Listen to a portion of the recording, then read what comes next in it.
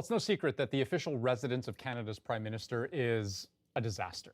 It says it's so bad that carcasses and excrement are building up in the walls. But we're learning today that the problems go deeper and are even more dangerous than perhaps originally thought. The idea of saving 24 Sussex is slowly dying.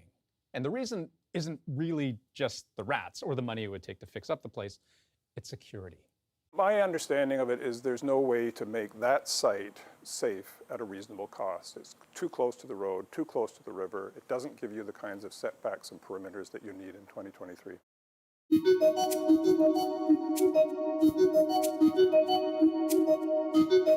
So look at this. This is an aerial view of 24 Sussex. And you see how close the road is, right? That's a major concern for keeping the Prime Minister and his family safe. Officials say, imagine a roadside truck bomb. Not good. The building is sandwiched between the Ottawa River and Sussex Drive, which is ostensibly mere 50 meters from the residence. So if you consider the current situation with regards to public safety and security threat to our Prime Minister, this location is obviously not appropriate as far as I am concerned. So federal officials are considering having the Prime Minister live at an entirely different site. And they do have some ideas of where to put it.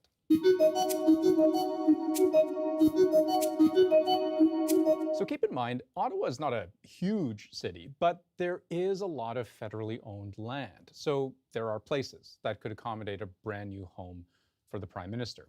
Here are three of the options being looked at. So site number one, Rockcliffe Park. This old and historic park near the center of Ottawa is a pretty big wedding destination. It's also flat, far from the road, and has a lot of space. There are reports that the house could be built on an existing parking lot, which would mean less cutting into the green space there. East of the park, you have site number two, which is near the RCMP musical ride. There's a flat spot close to where the RCMP trains their horses. But there is a downside here. The road is a little too close, and sources say that would require a large fence to keep secure. It's not impossible to do, but they worry it might make the home look more like a fortress than a home. Then there's option number three. This one a little closer to home. In fact, it is the home Justin Trudeau and his kids are in now. Rideau Cottage on the grounds of Rideau Hall. The criticisms here, it's not quite big enough, not quite safe enough, and there is a political consideration too. The fact that it's so physically close to the Governor General's home, who is, of course, the King's representative in Canada, which is not necessarily a good look for the whole separation of powers thing. Yeah, I know, maybe that's, not as big an issue as all the other ones I mentioned, but it shows that there are politics at play here as well. So look, security for the highest office in the land should be first and foremost, say, officials. Yet, for decades, 24 Sussex has been left to rot. Unsafe, unsecure, uninhabitable. So how did it get this bad?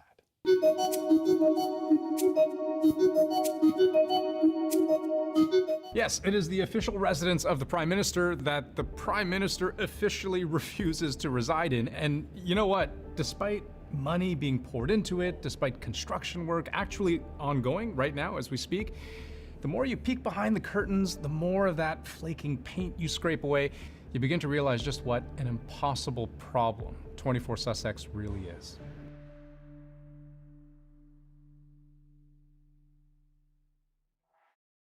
I believe people's homes are a reflection of the people who live there, and that goes for not just my home, it goes for anybody's home. 24 Sussex was built almost 150 years ago. It's basically as old as Canada itself. Perched right on the banks of the Ottawa River, it is a 34-room, 4-story mansion. Also a heritage site because of what it was in its heyday. The house really received dinners. It had state dinners for dignitaries from around the world. It had a very lovely dining room and a living room that was able to be animated, Christmas parties, etc. So in its heyday, it was really an important social platform for the Prime Minister of Canada. Most importantly, as of the early 1950s, it's where Canadian prime ministers lived. like 10 Downing in the UK or the White House in the US. 24 Sussex is supposed to be that for Canada. And it's been allowed to fall into complete disrepair. So they do spend about $150,000, $200,000 a year on just kind of minimal repairs. There have been a number of studies on this by the National Capital Commission, and right now it's currently pegged at about $34 million to do the backlog of repairs that have been piling up for the last 30 years. To actually replace the home itself, it would be about $40 million.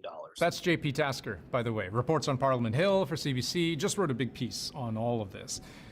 The National Post quotes briefing notes from the NCC, the National Capital Commission, saying no significant investment had taken place at 24 Sussex in 6 decades, save for some emergency fixes that they've had to do just to keep the building from crumbling under its own weight. And I'll explain what I mean. The electrical system, really innovative in the late 1800s, but now a pretty clear fire hazard with exposed wires. The insulation is literally decaying. There's mold in the walls, lead in the paint, water where it shouldn't be, asbestos everywhere. The pipes are corroded. Oh, and yes, it's infested. Things are really starting to fall apart, and we do know that it is now rodent infested. And if only this was just a conventional rat problem. According to those documents obtained by the National Post, pest control couldn't even deal with the rodent problem until other structural problems were resolved. And as you heard, in the meantime, we use bait to control the situation, but that leaves us with excrement and carcasses between the walls. So, no, this isn't just a rat problem. It's an air quality problem. Because even if you could get past the smell of rotting rodents, which I Googled what it smells like, and I do not recommend you do the same. But even if you could get past the smell, you just don't want to be breathing that in. It is a barely standing testament to the fact that prime ministers will allow something we own to crumble and fall apart around them in order to make themselves look good. And this is the problem. This is the reason 24 Sussex has been all but abandoned. A lot of politicians are reluctant to spend money on something that they themselves will personally benefit from. And so there's a reluctance from all the prime ministers for the last 30 years to really splash around a lot of cash to keep 24 Sussex in good repair. And yes, it is far less politically suicidal to just grit your teeth and stick it out. That's what Stephen Harper did, part of a long line of prime ministers who've called 24 Sussex home.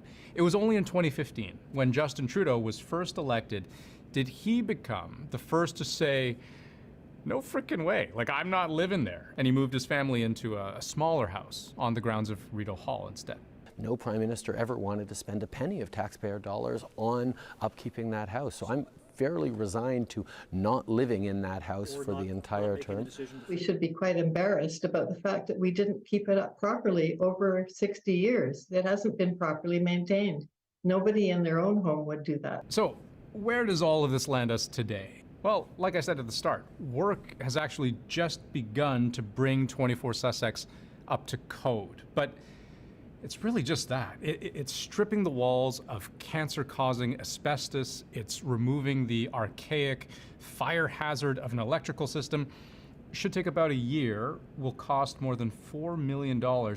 And that's just the bare minimum to make sure that the building doesn't fall down or catch fire. According to the National Capital Commission, chronic underfunding means it just no longer meets the basic standard of being a proper home for a sitting prime minister. Well, the government has been very tight-lipped about what is to come next. They will not commit one way or the other. It's possible that the place could be torn down, that it could just be, the land could be sold off, they could put something else on that land. I guess you could also just, put it to some kind of referendum, like let Canadians decide, right? But even if you did, they might be divided. There was an Angus Reid poll earlier this year suggesting 41% of Canadians are in favor of spending millions to renovate. A close 33% want to see the whole thing torn down and rebuilt from the ground up. And trailing just behind that, 26%, they want to blow the kiss of death. Knock it down, move on. The Government of Canada is the landlord, and the National Capital Commission is responsible for the official residences. I don't know whether we need an independent panel to make a decision to renovate and rehabilitate the building. The real issue here is to make the decision and fund it. The minister in charge of this file, Helena Jazik, she appeared just this past Monday before a House committee promising a detailed list of options for what to do with a full plan by the fall. As for the man himself, Justin Trudeau, he hasn't shown any real sign of interest in saving the building. Little love for the house he grew up in, I guess. And who can blame him now that it's become this nightmarish hellhole of danger and decay? You see yourself living there at any point? No, not really. But for all of those who lament the death by 1,000 cuts of something that they say should be a source of national pride, well, in the words of former Prime Minister Jean Chrétien, it is an embarrassment to the nation.